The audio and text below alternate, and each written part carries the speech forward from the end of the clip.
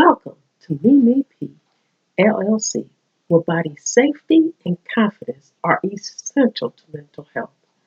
I'm Mimi P. We are finishing up Leviticus chapter 18, verses 6 through 16.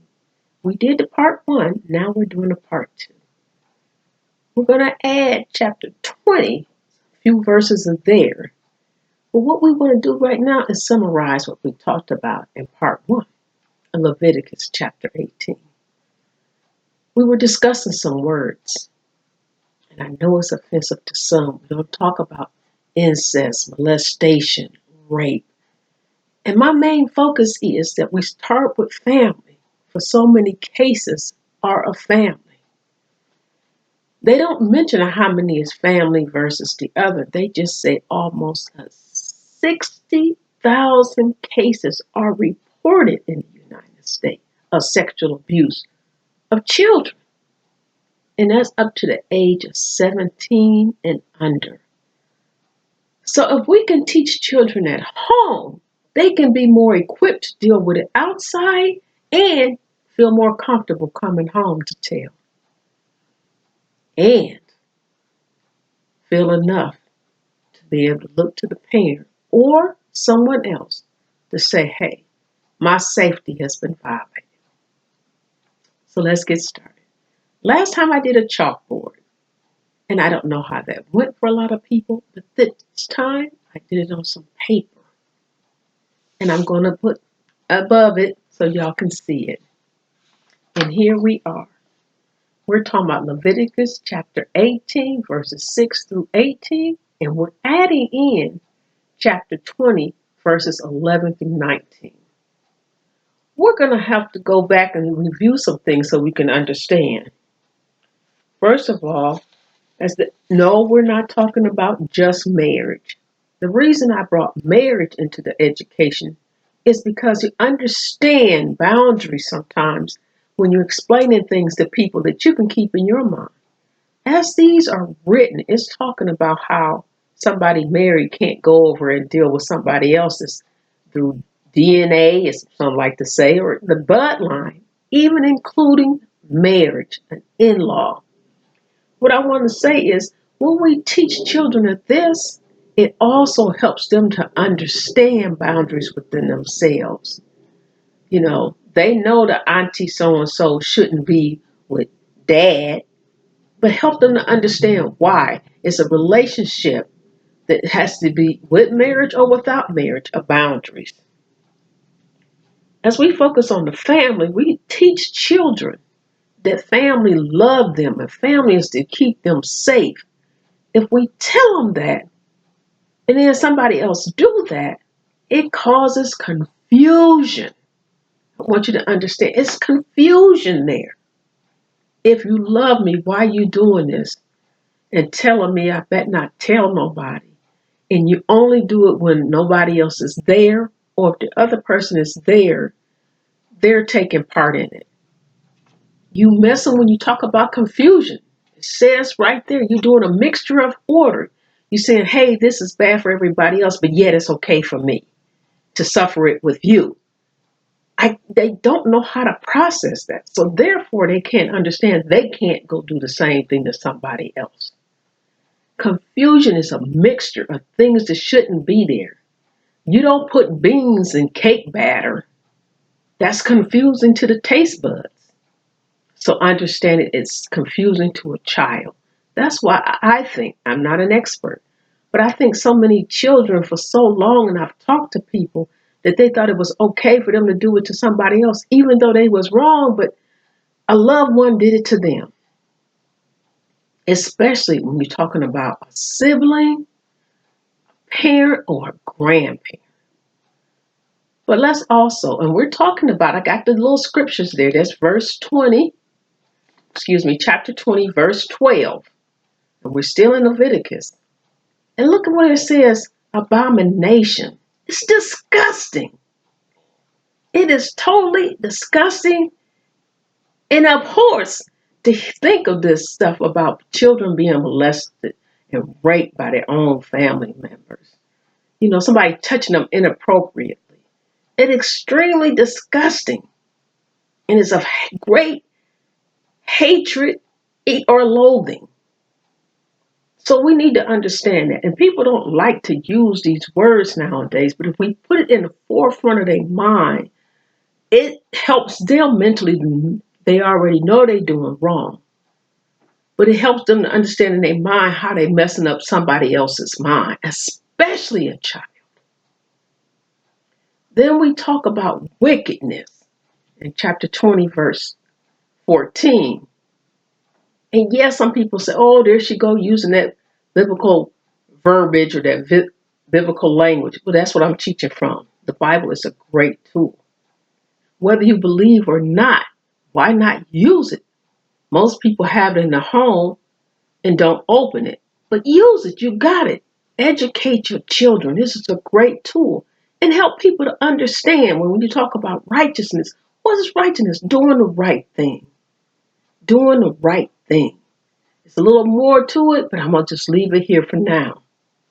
But something is wicked. Just think about that for a moment. What does it mean, wicked, to you? It's a mindset or temperance of opposition to righteousness. It's a mental disregard of justice, truth, honor, virtue, and it's a synonym for evil and sinful. Hey, let's add that number 3. It's a corrupt act or practice. Listen, we need some help here. Parents, we need you to help support your children to stay safe. Children, we need you to communicate with your parents. But parents, you have to give them an atmosphere where they know that they can go to. Look, when you read it, it talks about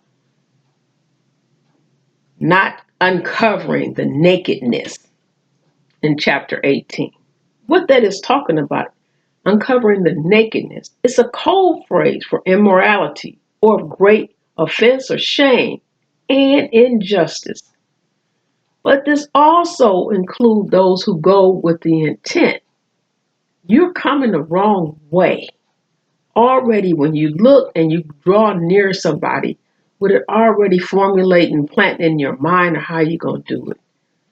Knowing that you're touching somebody with the wrong mindset of hoping you wish you could do something that's harmful to them or wrong.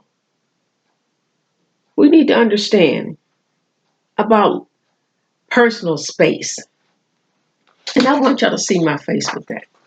Personal space. Do you know that the law recognizes personal space? You see a child, get your finger out my face, get your finger. Well, I'm not touching you, I'm not touching you. It's more than just you're not touching someone. You're putting your finger in their position to where their space is being invaded to where they feel uncomfortable or think harm may come. Our children need us, and we should be there. Whether they grown or you got grandchildren, you got nieces and nephews. What we're talking about is to help you get the courage to talk to your children. My thing is, let's crush those numbers. Not just the estimated 60,000 of cases reported, for imagine how many cases that's not reported. And even if they reported it, how many cases is it of family members? Nowhere. I searched the website. I'm trying to get a number of what it is saying. And like they said, a lot of times they don't report it because it's family members. There are some children who report it to the parents. And the parents take appropriate action and then it's kept quiet. Some may go in and say the child don't know who. And they may tell the child. But look, if it's their dad, whew, whew, I read a book, I just tell you, that little book took me so long it didn't make sense. But it was so hard to read. of what a father did to his 15-year-old daughter. I bring all of this up to say, I was one who said, I don't understand why parents don't, mothers don't let their child go with their dad. They need to know. I understood if it was some danger, if you're doing drug dealing and stuff like that. Hey, we have too many people dying with that stuff going on. But, other than that, don't mix the child support with the child being able to know who their father is or their dad. But after reading these cases, and I definitely suggest RAINN, RAINN, whew, and the National Association of Sex Exploitation. I have these in my book, the parental and guidebook to My Body as a Sacrifice. And you can start a conversation with My Body as a Sacrifice. Both are by me, Mimi P. But I want you to understand, when I say these things, it's just not to say, hey, educate your children. I'm saying, look down into the other programs that I put on. You got to put code words out there to the children so they can alert you. You got to think about sometimes that, hey, as terrible it would be, how would it be that it's my spouse or their actual dad? They go and stay a summer with the father and come back. I read a case where it was a 12-year-old girl went and stayed the summer with her dad and come back, and she's pregnant. This isn't a stepdad. This is her dad. So I'm even talking to the men. Y'all mix this thing up as it's all about a woman issue. It's about men. It's not about a Me Too movement. Because it doesn't seem like the Me Too movement did much help except y'all focus on the adults. But left the children. I'm asking y'all, if you're out here and you do celebrations for the holiday or the weather, you want to get out and do this, or you want to stay in and cuddle under the movie and stuff, I'm saying put things aside. To put the things that's most important in front of you. I say this because even a report I said it once, it kept saying 1 out of 4 girls, 1 out of 16 boys.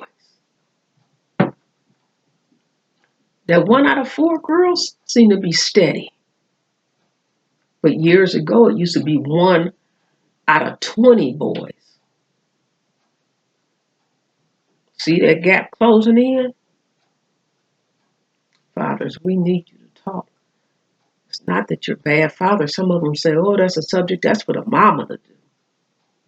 Actually, we need both parents. We need you to talk to your boys and your girls.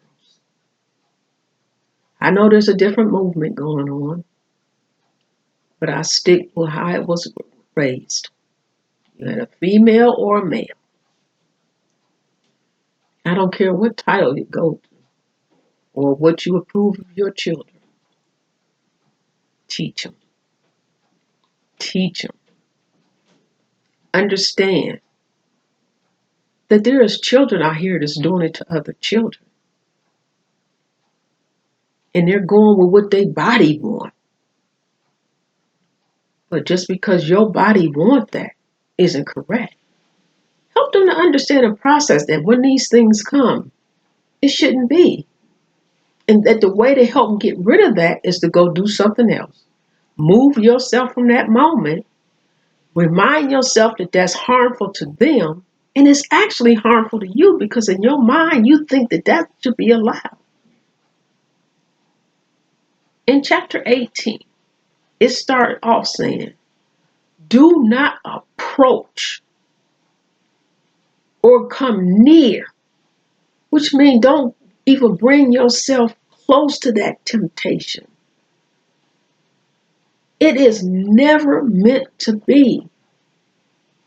And I even know of some churches that don't use the Old Testament at all. But my thing is, pick it up. There's lessons The New Testament move you further. You supposed to have been taught your children of these things. And then you move forward. But in teaching them, it's repetitive. It's often. Listen, even those who have done it and is terribly sorry, they're so regretful of it. It doesn't mean the harm to the other person has went away. Let's teach them. Look, I'm saying 2025. How about what's left of 2024? Who's being hurt? Who's doing the hurting? I'm hoping that someone will see this video and play them for the young children and have a discussion. Don't sit me down in front of a child and then walk off. It's not a cartoon, and I'm telling you, be careful of the cartoons because they begin to be very sexual. And in the phrase where it says, do not uncover, it's talking about sexual intercourse. But that's incest or rape. Molestation is when you touch them with the intent to get there. Playing with the pleasures of your mind that should never be on that person.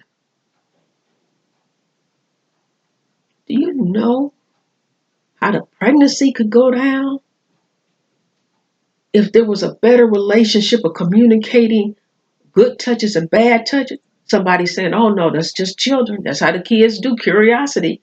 That's what you're teaching the children. Just because it's curious doesn't mean it's okay to do.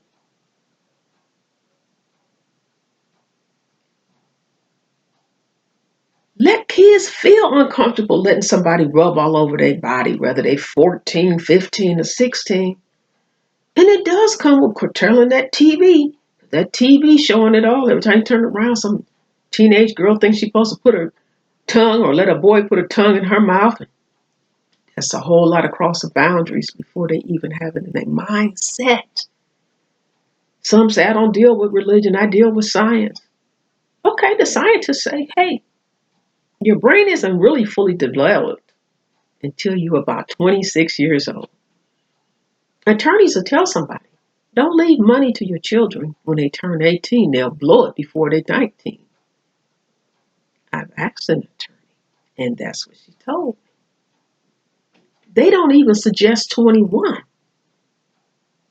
They say the mind is supposed to be fully developed at 26. And even some then says, hey, there have been some attorneys that say, hey, I say wait till they get 30.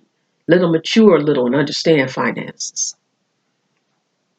So if they can say that about money and everything, you teach a child safety with these guns, want the guns off the street. All of these things come in education. My body is a sacrifice. It talks about clothing. I didn't mention the guns, but there you go, open the door. I'm saying remember how it affects the brain. Confusion. You putting an order there, or you putting something in there that's not of order, and something that's supposed to be of order in the brain, so they can't process it right. A surgeon was called that injury to the brain. Abomination is so disgusting and gross. We may not use the word abomination, but we use the phrase, oh, that's gross, that's disgusting. And wickedness. That's such a word that they just use nowadays. It's wicked. It's the musical groups, singers. And children are thinking that's a good thing to be wicked. No, it's not. Use the words. The purpose of the word is to bring something into your memory, to put it in your mind that is something you don't want to deal with or be part of, not to just continue it and deny it, but understand there's legal ramification. There's legal punishment. Invading somebody's space is against the law. Somebody could say, oh, well, I swung at him, but I didn't hit him. Attempted assault. Why? I didn't connect. Your intent was. It just didn't follow through. There have been people who have done their time as far as prison sentence according to man's law and that are out. You know the little cards you get to let you know that, hey, they in the neighborhood. Oh, here come another pedophile. You show your children a card and say, hey, stay away from this person. Don't go down to that house. Walk your kids to the bus stop now because, hey, he's on the way to the bus stop. You know, they move them around and everything. But you forgot to alert the child about those in the household, those in the family. Before you go to a family function, rehearse it with the children. I'm the author, Mimi P. of Mimi P. LLC, where body safety and confidence are essential to mental health. Hit that like button and then tap the subscribe so you'll hear when the next one comes. And I'm saying, let's be committed to protecting our children. Let's get them some help, those who have been harmed and those that did the harming, including the adults. Some you may love, but they need to understand the legal system doesn't excuse you because you're family. Have a good day.